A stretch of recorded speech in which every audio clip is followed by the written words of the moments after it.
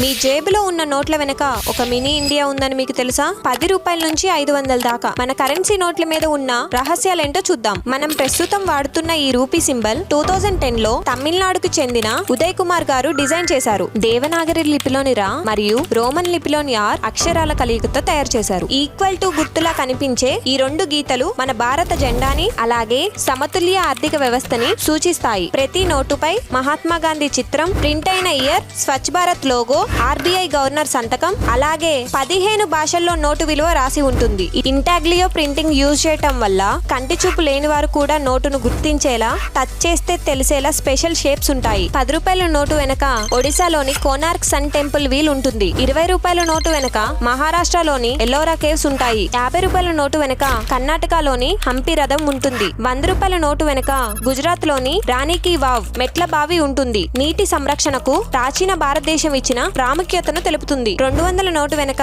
మధ్యప్రదేశ్ లోని సాంచీ స్తూపం, అశోకుడు నిర్మించిన శాంతి చిహ్నం. 500 నోటు వెనక ఢిల్లీలోని రెడ్ ఫోర్ట్, భారత స్వాతంత్ర పోరాటానికి ప్రతీక. టోటల్ గా 6 యునెస్కో సైట్స్ మన నోట్స్ మీద ఉన్నాయి. 2016 డిమానిటైజేషన్ అప్పుడు మీరు పడ్డ కష్టాలేంటో కామెంట్ చేయండి.